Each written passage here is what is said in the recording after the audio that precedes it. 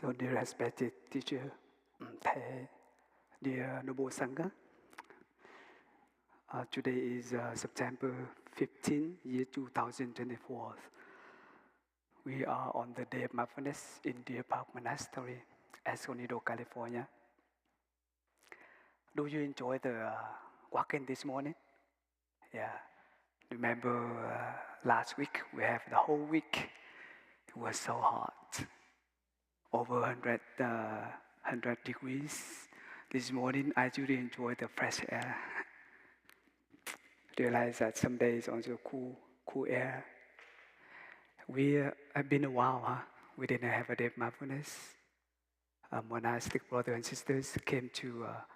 We stayed away. We closed our monastery for 2 weeks. Actually, more than 2 weeks. 2 weeks for the trip to YMCA in Colorado, Estate Park. We have a 1 week retreat. We have a 1 week nourish monastic brownies family, hiking every day. And also we travel by bus, so 4 days. 2 days come there, 2 days back. But we nourish a lot of joy and peace and happiness together as a community. So today, welcome back, all the siblings, friends, come for the mindfulness. How many of you are here for the first time? Raise your hand, please. Welcome. And also welcome friends. I'll be back.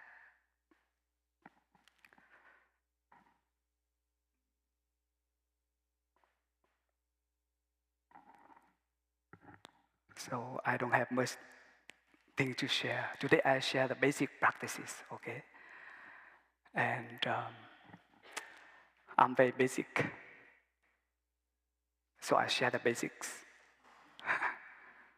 I love to breathe, I love to smile, I love to walk, I love to exercise. And those kind of things, very basics. I love how to enjoy my body, being small, being fresh. In society, we grown up and we always have a lot of pressure to learn how to be successful, to have a lot of fame, a lot of wealth. And also pressure to have a lot of power, to have position in the world, so that really those elements, these qualities make you feel like you are happy. And all of us sacrifice ourselves a lot to want to have those things.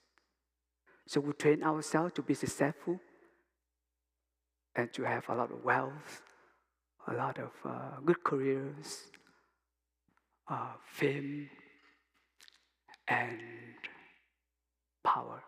And we have this, and then we feel happy. In Buddhism, we learn how to be happy without those things. We are all practitioners, and when we trained to be a happy practitioners. So today I want to share with you how to be a happy practitioner. And that's whole life that I trained. I have been trained and practiced with the Sangha. If we meditate and practice and we feel more suffered, we don't want to do practice anymore.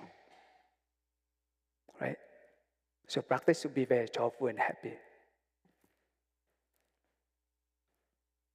And I think so many of us think that we have a lot of success in life, have position and wealth, money, have a lot of knowledge so that we can help people change the world.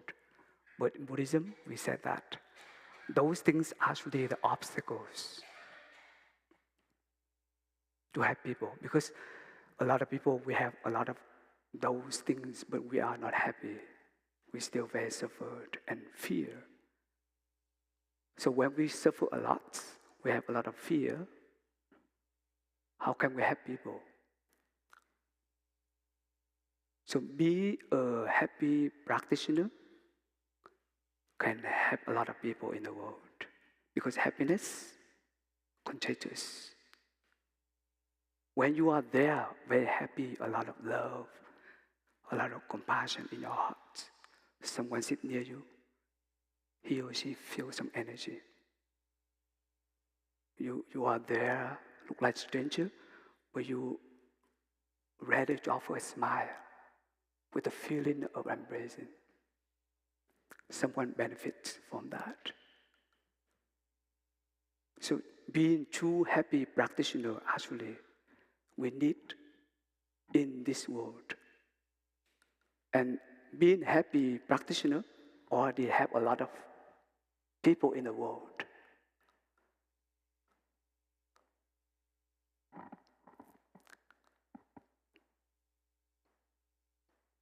Someone practice very happy.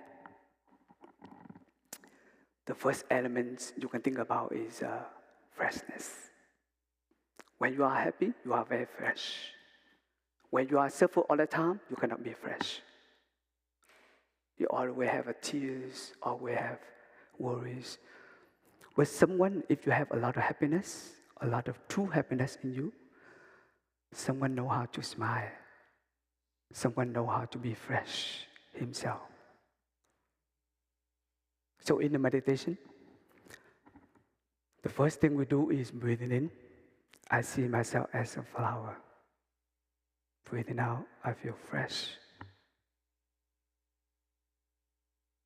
And the practitioners, we practice like that every day. I think many of us, when we think about a flower, I don't think that we hate flower, right? So being a flower yourself actually is a practice of loving kindness towards ourselves. I see myself like a flower. Breathing in, I recognize this body is a flower. Breathing out, I feel fresh. I accept who I am. And the Buddha said that all of us are the wonderful flower of the humankind. So you are very unique. I am very unique. And that flowers never be the same with the other flowers. Is that beautiful? So when you practice being your own flower, actually practice accepting who you are. And when you think about flower, you just do one thing, cultivate the quality of freshness, the beauty. So in meditation, we use a lot of images in order to look deeply, contemplate.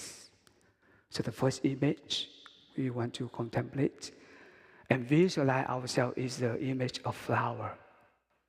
Being a flower, fresh. It's the first practice that is a happy practitioners know how to cultivate every day. But how can you maintain that freshness? So I think for me, it's not all of us feel that in this time, easy to smile, easy to be happy, I know. But as a monastic, we train ourselves. Every time when we wake up, we train ourselves to smile. So we practice with the different gathas. When we wake up in the morning, the first thing we do actually, waking up this morning, I smile. And that is very simple. Actually, everybody can do it. We don't need to learn to have a diploma or to certify yourself to do it, but actually we can do it every day. But because we are so busy, we think that we need to have something in order to be happy. We want to finish, to do something. We want to gain something in order to feel content. But we are practitioners. Every day is an opportunity. So in the morning when I wake up, I've been taught that is waking up this morning. I smile. So I sat on the bed and I take a few minutes, no rush. I know that I have the whole 1 hour, 2 hours in the morning to meditate. And this is my time. So I sat on my bed and I smile to myself. And at the beginning, it looked like I have to do it, but later on, actually, I love to do it because this is a very beautiful thing to offer to my body. To be myself, offer my smile. And that is kind of practice of loving kindness to our body. When I breathe out, I recognize there are 24 hours before me. Breathing in again, I vow to live deeply each moment. Breathing out, to look all beings with the eyes of compassion. So that is the gatha of waking up in the morning. That's all the monastic when we ordained. We train ourselves to practice. Look very easy, but if you are carried away by the projects, I need to finish that one. I need to do that. It means when you wake up, you think about that project already. But for us, it's opportunity for us. When you're waking up, you're supposed to offer you yourself something. It's a smile. Whatever I do, I can do later. But now, I'm alive. I wake up, I'm still alive. So I think the practice to train ourselves to be smiling, that is the first element to be fresh, to offer the loving kindness to yourself. So I think this is a practice that is our teacher taught us. But at the same time, our the Buddha, our also teacher. 26 centuries. We practice and we still feel like we need to, we feel like we need to do this, we need to practice.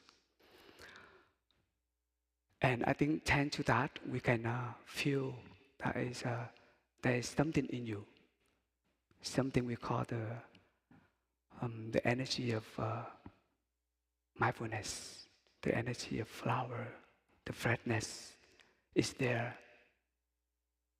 So that kind of energy of mindfulness, energy of recognize that you are the flower, that carrying you the whole day. And for me, this is kind of nourishment of the meditation. It's not about labor. So I know that if I cannot be fresh, it's not much I can offer to my younger siblings.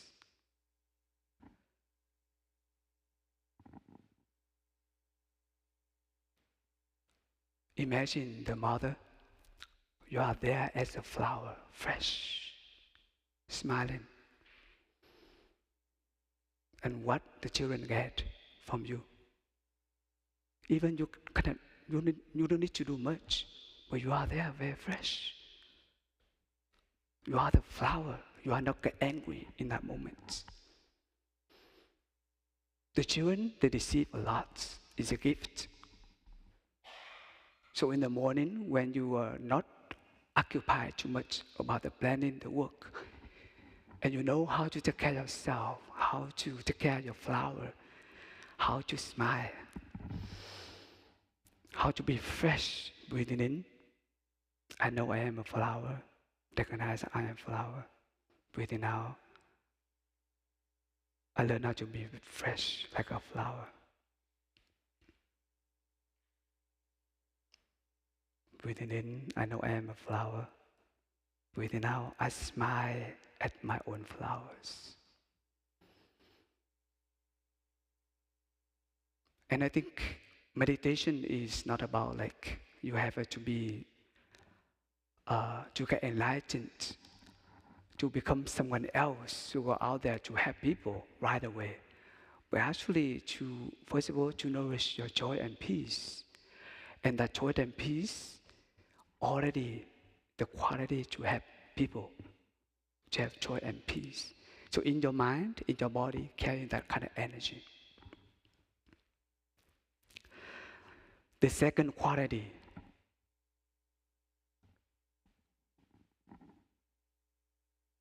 the second practice is that if the practitioners know how to be happy practitioners, is a practice of cultivate the energy of solidity. The image of the mountain.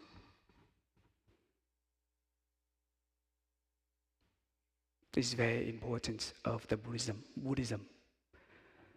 Because I think the Buddha in the past, he used to, he's very poetic. Our teacher also, he's very poetic. He's an artist. So the image is very important as a meditator. The flower, and right now is the mountain. Breathing in, I visualize myself as the mountain. Breathing out, I feel solid.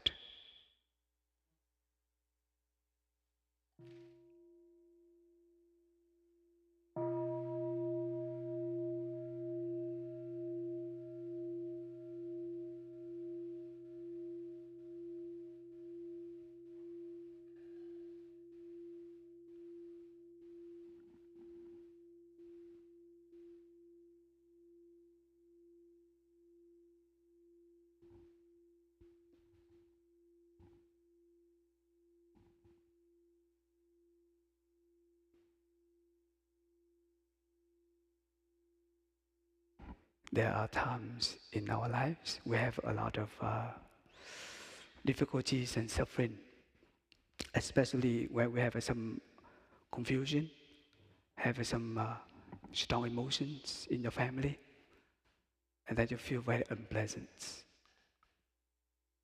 The atmosphere in the family is very unpleasant, like a storm. Suddenly, right now we have a lot of storms and flood in Vietnam, in Northern California, North Vietnam.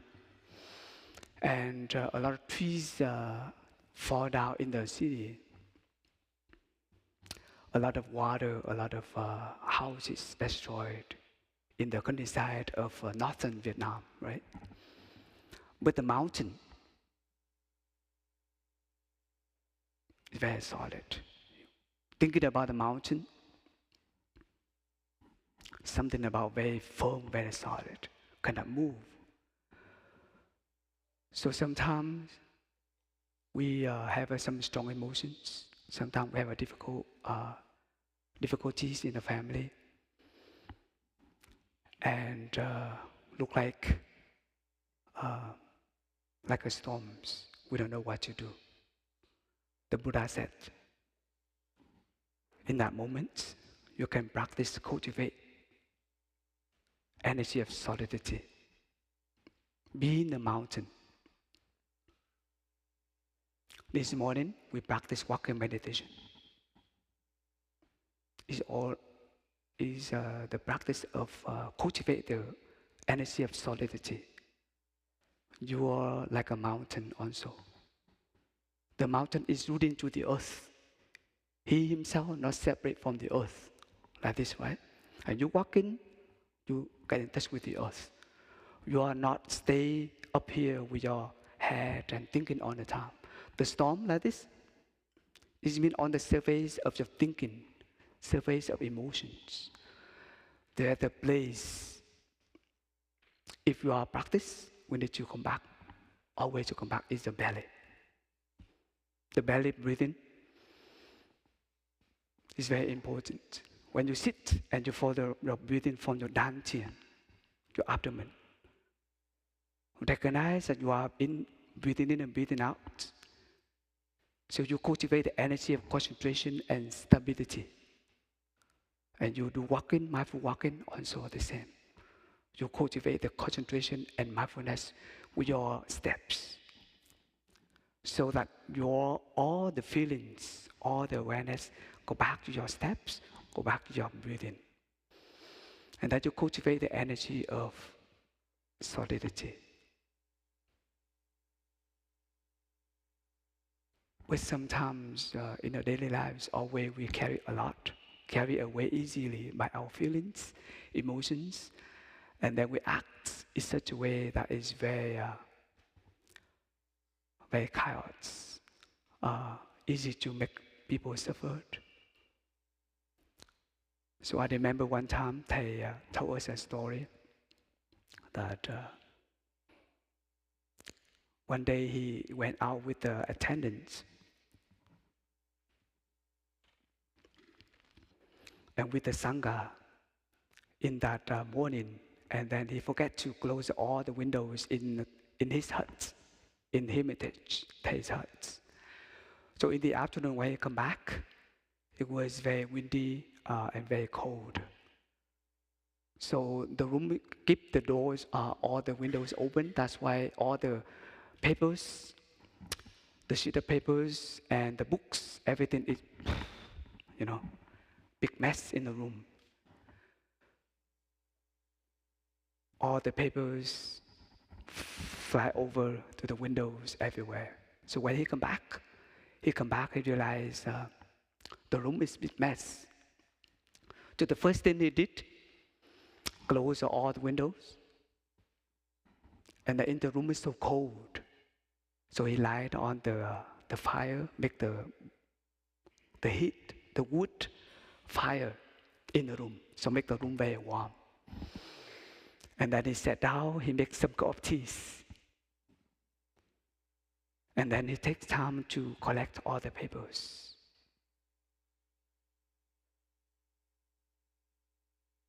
And he clean up. But if we are habited by daily, if we are there in our daily projects and we are very worried, carried away by fears, anxieties, and we want to clean up right away, and then we usually have a habit to just come back and you feel very annoyed and very anxious, and we want to clean right away, and we feel very worried. But hey, our teacher did differently. So that is the way that the practitioners should train ourselves.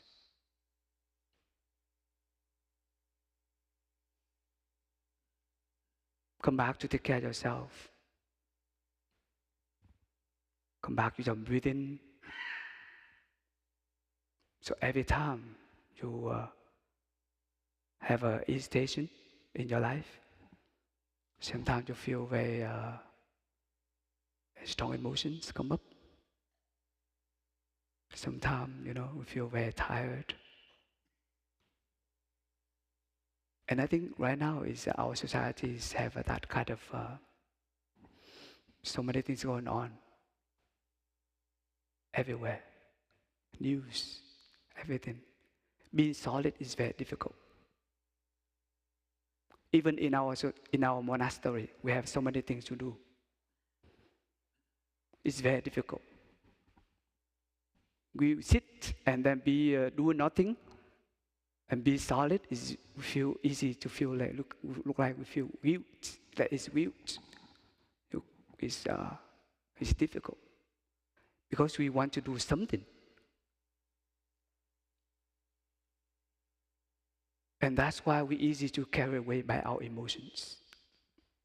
In that moment, they close the doors, make the fire so that the room is warm.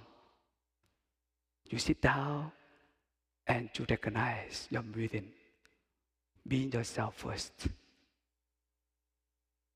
Bring your mind back to the body. Establish the energy of mindfulness first. And thanks to the energy of mindfulness, the energy of warmness, the energy of light of the fire in the room, make them feel warm. so that you can maintain there, you not run away. And then you have concentration. You know what is you can do to embrace all the emotions. So the practice to be solid at the mountains actually is not wait until you have a strong emotion so that you can sit, but actually you can do every day. Like when you are here, come here every week, right? Please come every week. To do walking meditation every week, even 1 hour. But that helpful, very helpful. To learn how to be solid and grounded with the earth. So you learn the way, right? So when you come back to the where you are walking, actually you can remember. You remember that when you are have emotions, you are about to get angry, right? And you remember that, come back to breathing, or come out, don't say anything, just take a walk, right? So to remember, there is a way to be a mountain, to be solid, before you do the things, react to whatever people or the things that make you feel very emotional, very anxious, worry, and fear.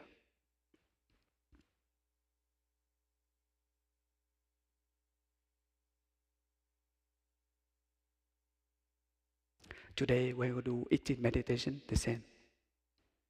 So later on, we have practice recite in the 5 mindfulness trainings. We have a time to sit, right? To be yourself, to follow your breathing. And also at lunch, you learn how to eat in meditation. You sit, you eat. Actually, you eat the food. And to be also solid with yourself.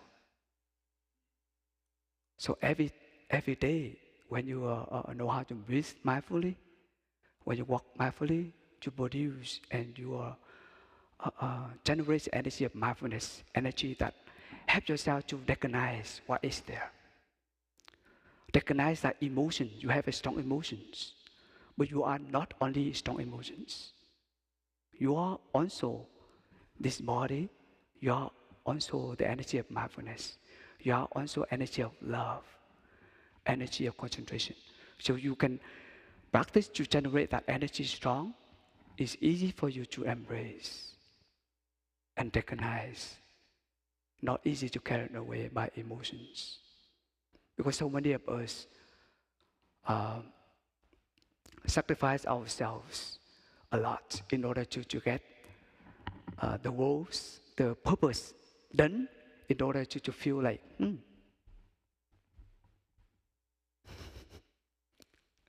I feel successful. I feel happy because I have new jobs. But next days, you easy to be suffer again and again if you don't know how to practice. So happy practitioners know how to cultivate energy of solidity. When you have energy of solidity, energy of freshness in you, it's quite look like you have something for you to handle already. Your suffering and your emotions. Suffering and difficulty is still there, but does not mean that we are happy all the times and then we forget the suffering. No. But suffering is still there, but if you know how to practice to cultivate the freshness like a flower, practice cultivate the solidity every time you do walking meditation, sitting meditation, or mindful breathing. You have this energy every day, you can handle better your suffering and your difficult moments every day. And the third element, the third image we learn actually is the image of still water, the clear lake. I love this image. It's so beautiful.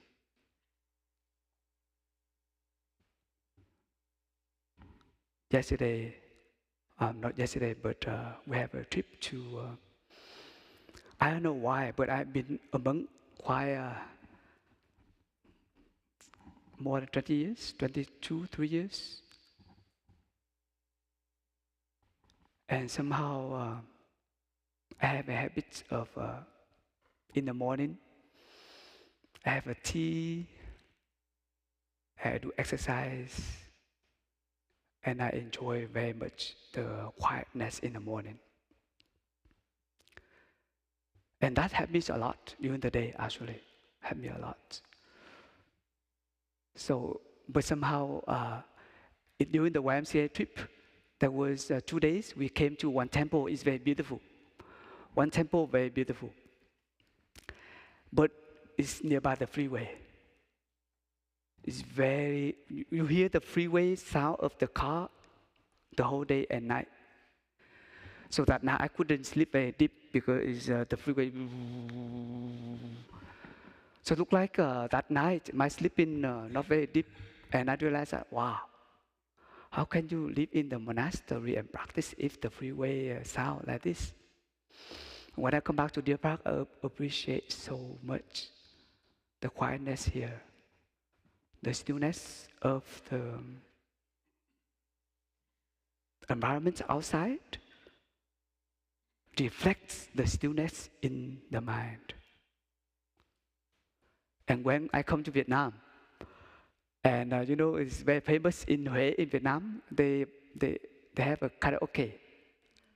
They sing it all day and night. So it's good to listen to the music, but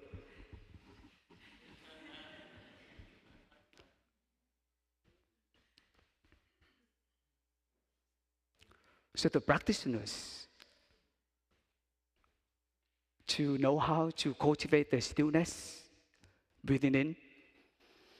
I see myself as a clear lake or still water. Breathing out,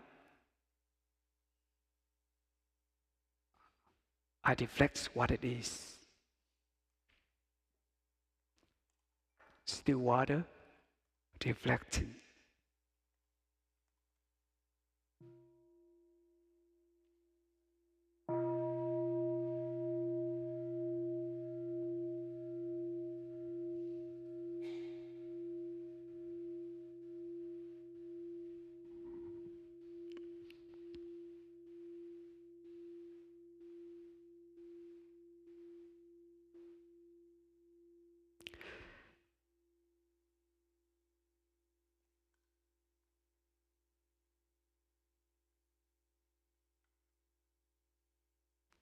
You know, sometimes we live together and we don't understand each other very well. We have a wrong perception on each other very often. In the relationship, we always, blame others that because do things and then you have a wrong perception. And if you are not understand together, if you are not there, if you don't have clear mind, how can you understand others? If you're always busy, occupied by your thinking, you think that I'm very busy, I'm important. It's very hard to be there, 100% to be still. The opposite of energy of stillness is restlessness. It's our mind, like monkey's minds. We always running, right? So if we live together, cultivate our relationship, it's easy to mix perception about others. Everybody do something, you realize that she do something wrong and not good for you, or you do something like you always have doubts, always. So for us to be happy, actually, really be there for ourselves, 100%. Being a clear lake for others is a big gift. You visualize yourself, you are a clear lake, you are the still water. And you see what's going on in your mind. And at the same time, because you are still, you are there for yourself.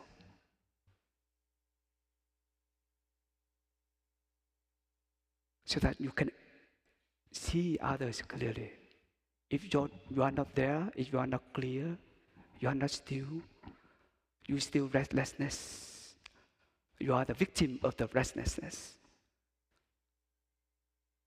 So the energy of stillness, energy of clarity is very important as a practitioner.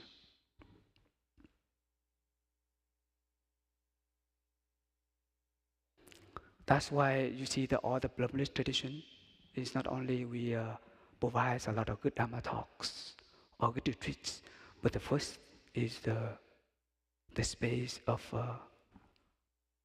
quietness. There is nature, there is a space for you to practice, there is some peace, there is some quietness. That's why we don't build the monastery in a city, but in the forest or on a mountain, so that at least you can come back, easy for you to be still, so that you can come back to touch what is in your heart. Because we're already busy out there. We are the victim of the noise, or the noise of here, or also the noise of the environment. So for me, every day in the morning, we in monastery we practice noble silence sometimes in the day. So after the late activities at night, we don't talk and we reflect ourselves, and we practice noble silence until the next morning after breakfast. In the morning, we have some sitting meditation so that we can be grounded ourselves. And I think that helps a lot during the day. So that what I can do, I feel like those kind of qualities, be myself, relax, be still, be calm like a lake. And that can help me a lot to deal with a lot of things going on later, right? So the third element to make us to be a happy practitioners is the stillness, the clear lake, the clarity in your mind, so that you can be a fresh and be a clear lake for your beloved ones. You are not a victim of the perceptions, wrong perception anymore. You are there. You know what's going on, right? But without the practice of mindfulness, mindful breathing, mindful walking, mindful sitting, is very hard. So every day, maybe you can make your own schedule. Maybe 5 minutes, 10 minutes to sit still. Even sitting, eating meditation, eating without talking. Today, we practice eating. We eat, we don't talk. 20 minutes, we eat together. And really, we eat the food. So that you can nourish your body, but at the same time to nourish your mind. So you're eating the food, but actually is you nourish a lot of peace and joy, calmness for yourself. Imagine you work in the office, right? You eat in office. You work in the office. You go to school, and you just have a 15 minutes off for lunch, and then you eat and you talk, or you walk and you eat. So that kind of time, actually you still working again and again, occupy. But in that moment, if you eat and you don't talking, just eat, and actually 15 minutes rescue you to be still, to be calm, to rest your mind, and to love your body. Practice. Breathing in, I see myself as a still water. Breathing out, I reflect what it is. It's a practice that taking care of yourself, to realize and recognize your mind. Be there, recognize what is going on, so that you understand your mind, to take care of yourself better. And the fourth element, this is the last one, is the Buddha said that is you can visualize yourself like a space Breathing in, I relax myself as space. Breathing out, I feel free.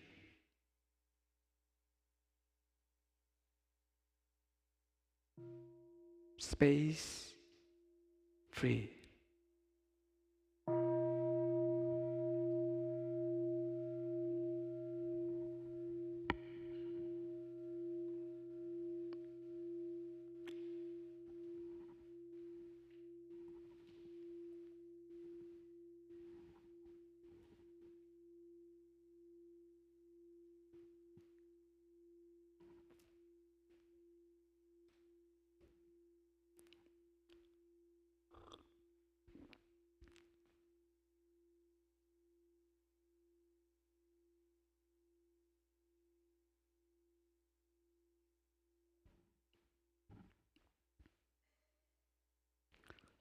So dear Sangha, hopefully you don't feel bored. Huh? I'm very basic, so I just share basics today.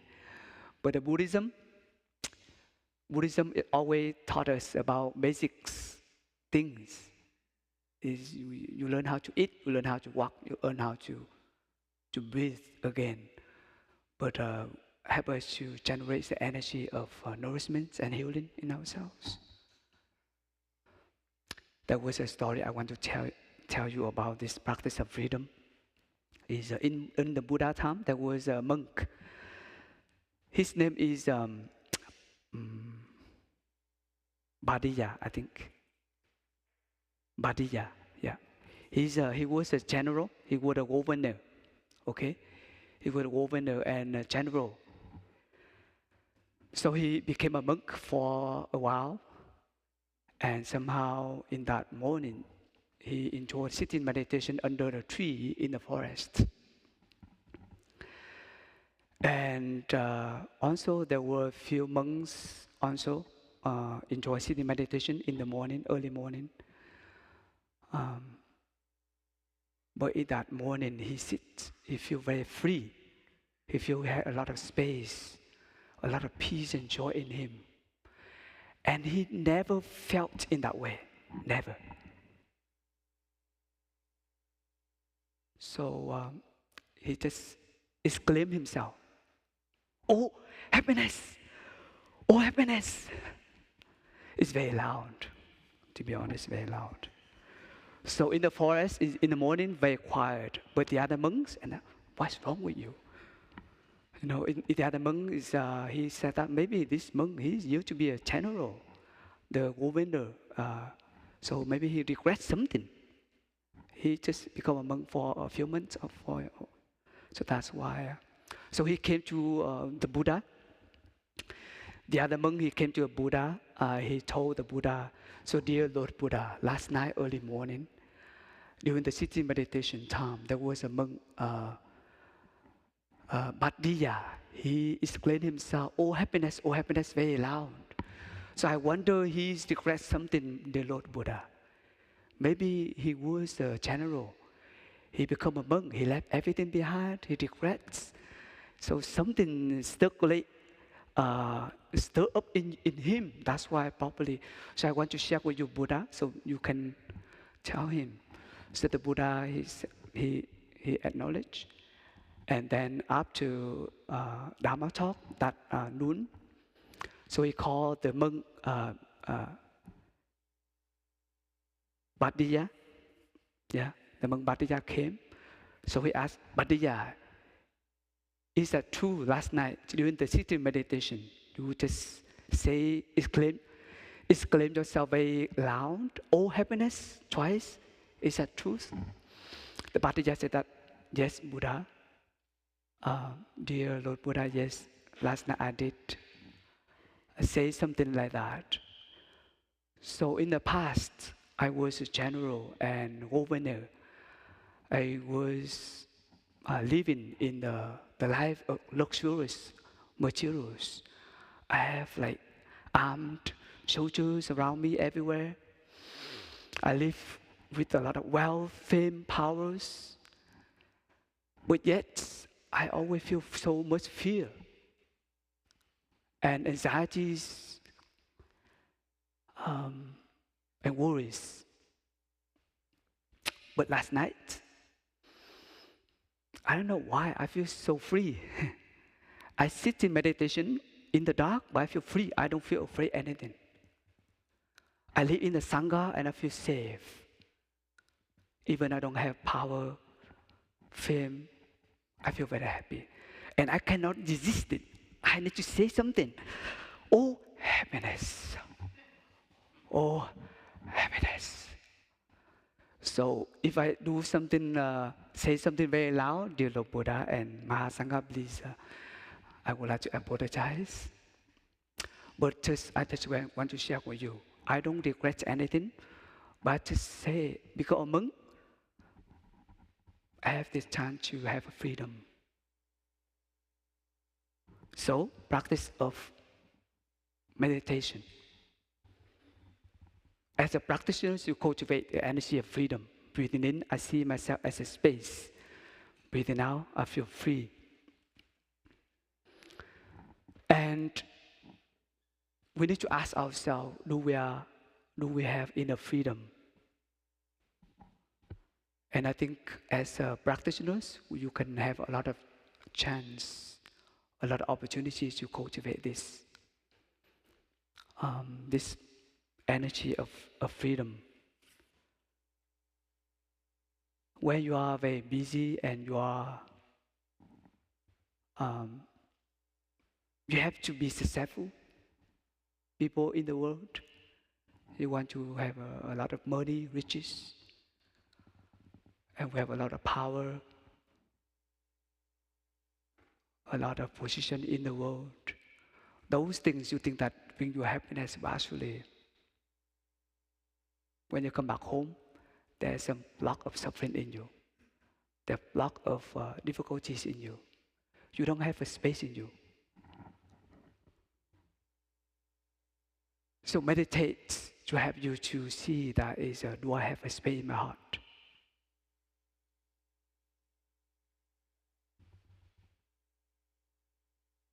The relationship between you and your partner, do you have a space between you? Do you have a freedom between both of you? Or you are always be present one and another? You demand, complain other, and ask them to be your model. Do you have a space in your family? Do you feel free to do what you feel joyful? What your aspiration tell you to do? So as a practitioner, you always ask these questions to see that is every day. I remember one time when we in the YMCA retreat in the morning, every morning we do walker meditation.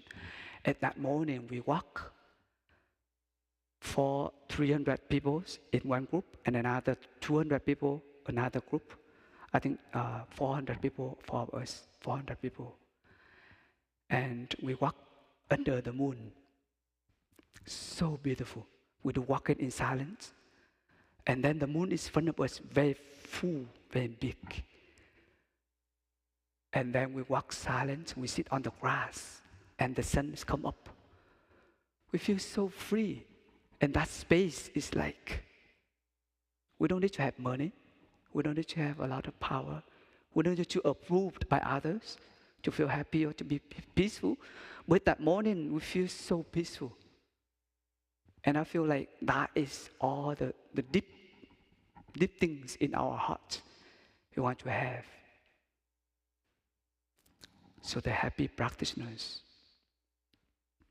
know how to cultivate the space in us, the freedom, in order to offer the freedom and space to others. If you don't have a space in your heart, it's very difficult. But we are very busy.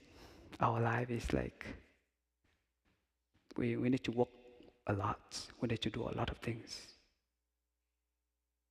We need to finish this thing to all the way, always feel happy. But the Buddha said,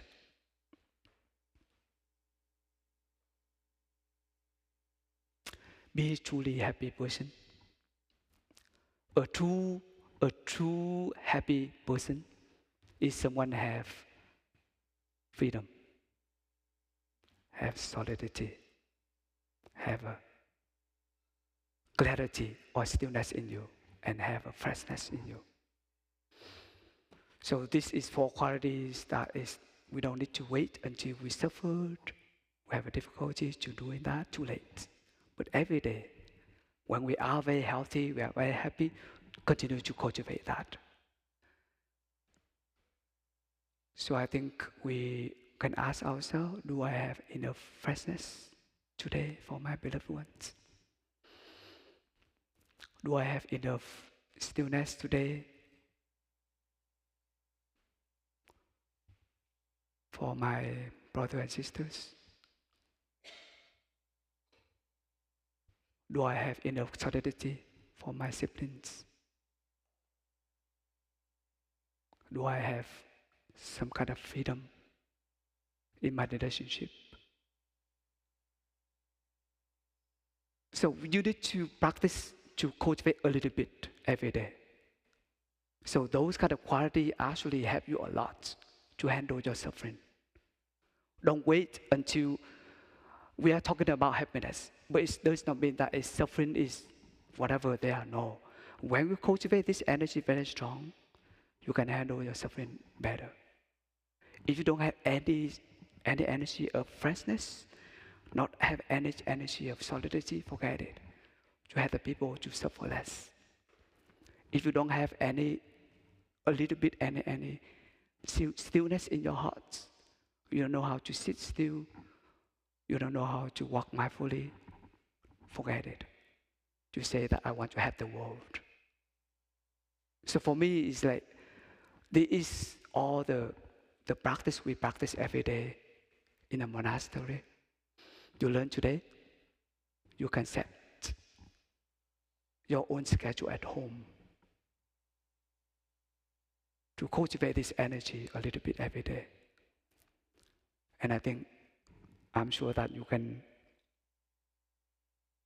have enough qualities to build your own life. You can say, become a happy practitioner.